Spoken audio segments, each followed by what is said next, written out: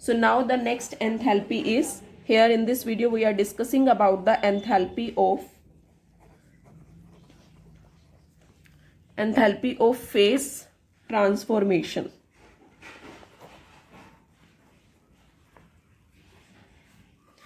Enthalpy of phase transformation. See what is this enthalpy of phase transformation? यहाँ हम बात करेंगे, फर्स्ट बात करेंगे enthalpy of fusion. enthalpy of fusion.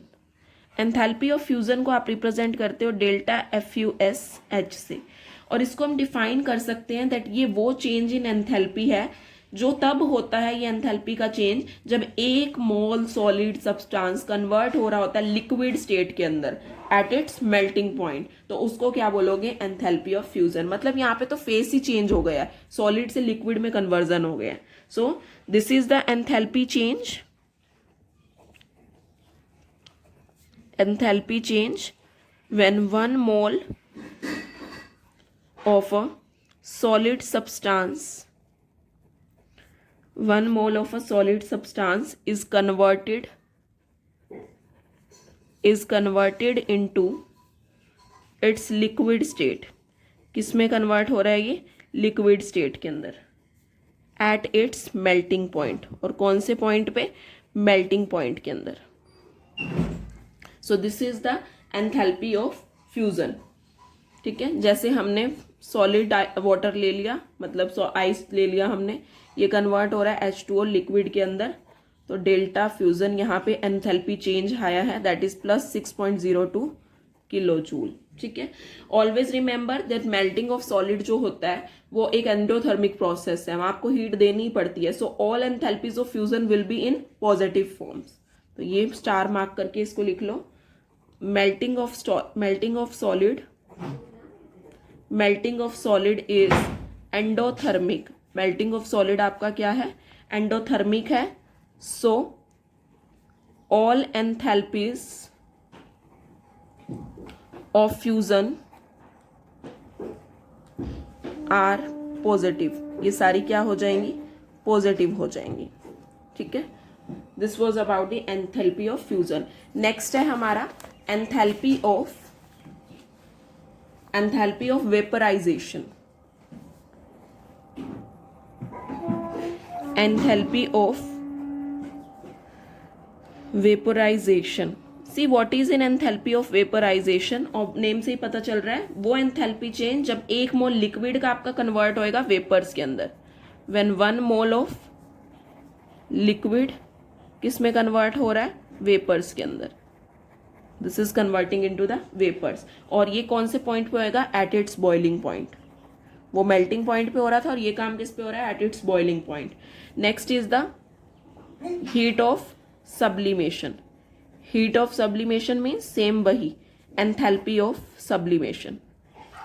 Sublimation process क्या होता है? जिसके अंदर आपका सॉलिड डायरेक्टली कन्वर्ट हो जाता है into the vapours at a temperature but below its melting points, उसके मेल्टिंग पॉइंट से लेस टेम्परेचर पे. So next is the enthalpy of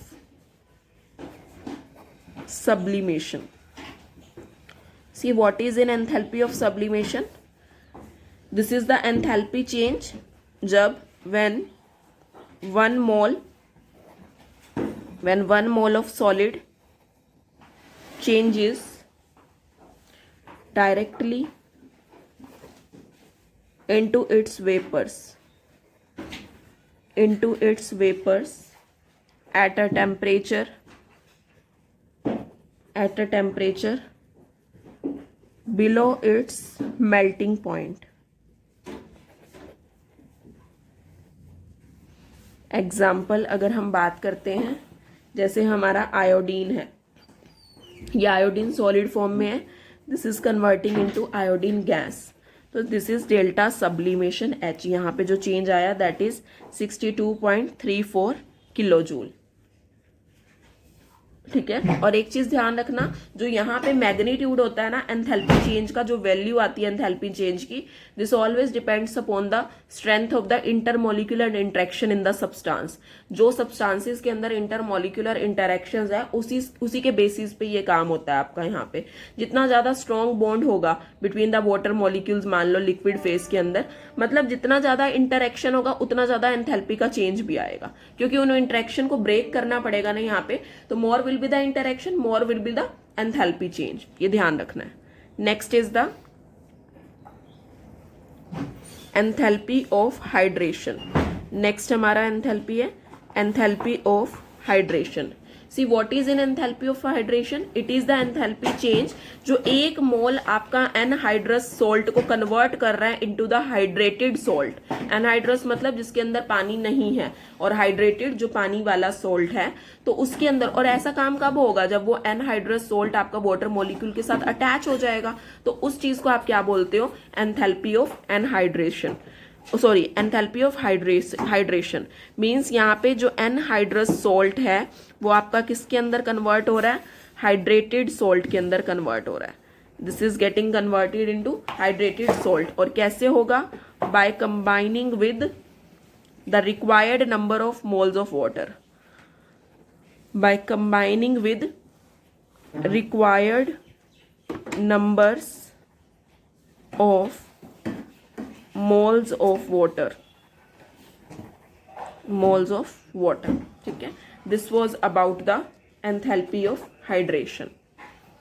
हमारी एक दो एंथैल्पीज और हैं, वो ज्यादा इंपॉर्टेंट नहीं है, उसको एक बार आपने एनसीईआरटी से रीडिंग ले लेनी है, देन हमारी ऑल एंथैल्पीज आर फिनिश्ड। सब हमारी एंथैल्पीज यहाँ पे खत्म हो जाती है। हाँ, दो एंथैल्पीज और है जो मैं आपको कराऊंगी, enthalpy of atomization and enthalpy of bond dissociation. ये इंपॉर्टेंट है आपकी। ठीक है, ओके स्टूडेंट्स, थैंक यू।